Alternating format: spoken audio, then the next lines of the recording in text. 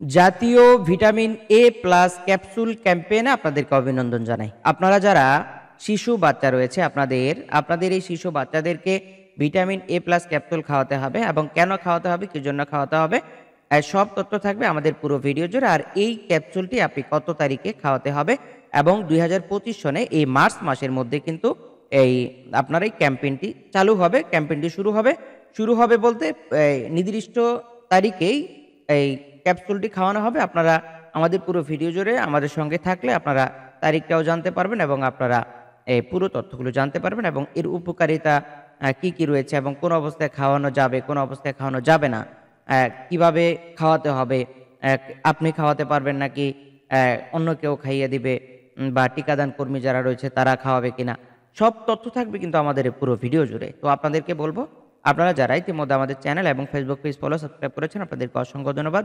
আর যারা এখনও করেননি, এই ধরনের নিত্য নতুন এবং প্রয়োজনীয় ভিডিওগুলো পাওয়ার জন্য আমাদের চ্যানেল এবং ফেসবুক পেজ ফলো সাবস্ক্রাইব করে আমাদের সঙ্গে কন্টিনিউ করবেন। তো আমরা চলে যাচ্ছি আমাদের মূল ভিডিও।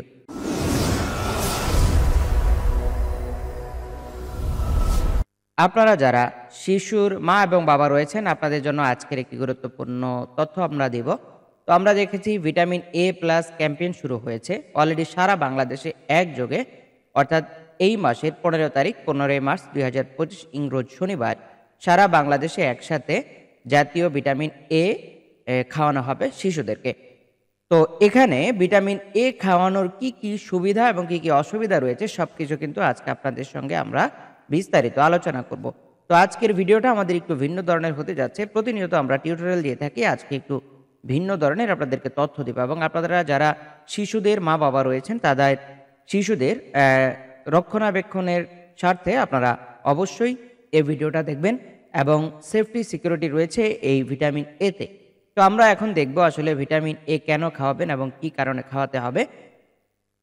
তো আমরা সারা দেশে জাতীয় ভিটামিন এ প্লাস ক্যাম্পেইন পরিচালিত হইবে। উক্ত ক্যাম্পেইন চলাকালীন নিকটস্থ ইপিআই টিকাদান ক্যাম্পেইন কেন্দ্রে আপনার শিশুকে নিয়ে ভিটামিন এ ক্যাপসুল খাওয়ানো নিশ্চিত করতে হবে। মনে রাখবেন, ভিটামিন এ শুধুমাত্র শিশুদের অপুষ্টিজনিত অন্ধত্ব থেকে রক্ষা করে তাই নয়, ভিটামিন এ শিশুর রোগ প্রতিরোধ ক্ষমতা বৃদ্ধি করে, ডায়রিয়া, ব্যক্তিকাল ও জটিলতা কমায় এবং শিশু মৃত্যুর ঝুঁকি কমায়।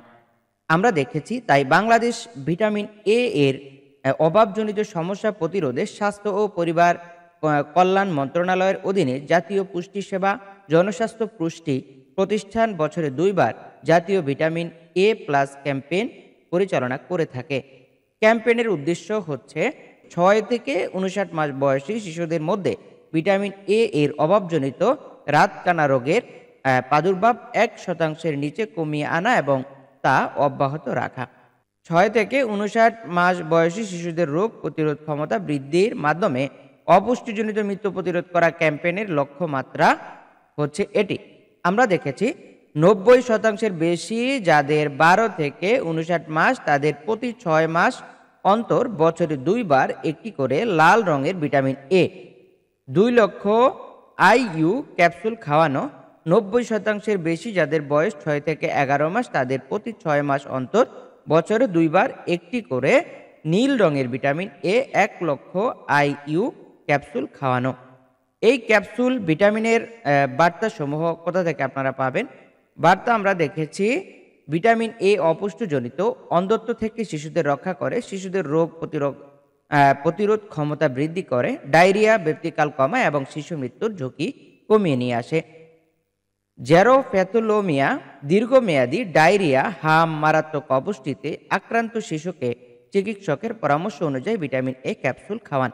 জাতীয় ভিটামিন এ প্লাস ক্যাম্পেইনের দিন আপনার 6 থেকে 59 মাস বয়সী শিশুকে নিকটস্থ ক্যাম্পেইন কেন্দ্রে নিয়ে গিয়ে শিশুকে ভিটামিন এ ক্যাপসুল খাওয়ানো নিশ্চিত করতে হবে।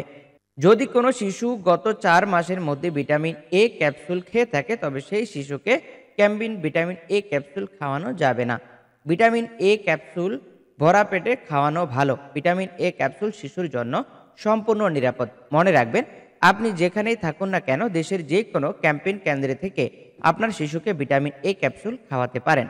ভ্রমণে থাকাকালীন সময়েও আপনি রেল স্টেশন, বাস টার্মিনাল, ফেরিঘাট ও লঞ্চ ঘাটে অবস্থিত ক্যাম্পেইন কেন্দ্র থেকে আপনার শিশুকে ভিটামিন এ ক্যাপসুল খাওয়াতে পারবেন। ক্যাম্পেইনের পুষ্টির বার্তাসমূহ আমরা দেখেছি, জন্মের পরপরই শিশুকে শাল দুধ সহ মায়ের দুধ খাওয়ানো শুরু করুন। জন্মের প্রথম ৬ মাস ১ থেকে ৮০ দিন শিশুকে শুধুমাত্র মায়ের দুধ খাওয়ান। এ বয়সে পানি, মধু, চিনি বা মিশ্রির পানি ইত্যাদি শিশুকে খাওয়ানো যাবে না। শিশুর বয়স ৬ মাস থেকে পূর্ণ হলে মায়ের দুধের পাশাপাশি পরিমাণ মতো ঘরে তৈরি সুষম খাবার খাওয়াতে হবে। মায়ের এবং শিশুর পুষ্টির জন্য গর্ভবতী ও প্রসূতি মায়েদের স্বাভাবিকের চেয়ে বেশি পরিমাণে ভিটামিন এ সমৃদ্ধ প্রাণীজ খাবার যেমন মাছ, মাংস, ডিম, দুধ, কলিজা ইত্যাদি ও উদ্ভিজ খাবার, হলুদ, ফলমূল ও রঙিন শাকসবজি খেতে দিন। পরিবারের রান্নায় ভিটামিন এ সমৃদ্ধ ভোজ্য তেল ব্যবহার করুন। ভিটামিন এ এর উৎস হচ্ছে প্রাণী উৎস, মায়ের দুধ, বিশেষ করে শাল দুধ, ডিম, দুধ, কলিজা, মাছ, বিশেষ করে মলা মাছ, মাংস ইত্যাদি। উদ্ভিজ উৎস গাঢ় রঙের শাকসবজি যেমন মিষ্টি আলু, গাজর, মিষ্টি কুমড়ো, লাল শাক, কচু শাক, পুঁই শাক, পালং শাক ইত্যাদি খেলে এই পুষ্টিজনিত সমস্যাটা দূর হবে। হলুদ ফলমূলে যেমন পাকা আম, পাকা পেঁপে, পাকা কাঁঠাল, খেজুর ইত্যাদিতে আপনারা খাওয়াতে পারেন। ক্যাম্পেইনে যাদের ভিটামিন এ ক্যাপসুল খাওয়ানো যাবে না, ৬ মাসের কম বয়সী শিশু, ৫ বছরের বেশি বয়সী শিশু, ৪ মাসের মধ্যে ভিটামিন এ ক্যাপসুল প্রাপ্ত শিশু, অসুস্থ শিশুকে খাওয়ানো যাবে না। ক্যাম্পেইনে যে সকল সতর্কতা মেনে চলতে হবে: ভিটামিন এ ক্যাপসুল অবশ্যই প্রশিক্ষিত মাঠকর্মী, এনজিও কর্মী, স্বেচ্ছাসেবী দ্বারা খাওয়াতে হবে। কোনো অবস্থাতেই অভিভাবক শিশুর হাতে ভিটামিন এ ক্যাপসুল দেওয়া যাবে না। কান্নারত অবস্থায় কিংবা জোর করে শিশুকে ভিটামিন এ ক্যাপসুল খাওয়ানো যাবে না। ক্যাপসুলের মুখ কেটে শুধুমাত্র ক্যাপসুলের ভিতরের তরল ভিটামিনটুকু শিশুকে খাওয়াতে হবে।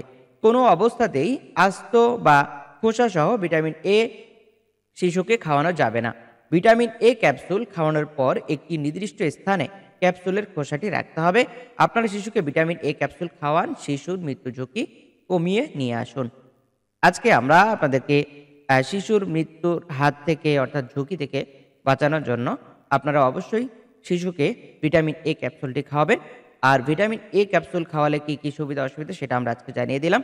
আর আপনাদেরকে বলবো, আপনারা যারা ইতিমধ্যে আমাদের চ্যানেল এবং ফেসবুক পেজ ফলো সাবস্ক্রাইব করেছেন, অবশ্যই আপনাদেরকে ধন্যবাদ জানাবো। আর যারা এখনো করেননি আমাদের চ্যানেলটি এবং যারা পেজ থেকে দেখছেন, সাবস্ক্রাইব এবং ফলো করে আমাদের সঙ্গে কন্টিনিউ করবেন।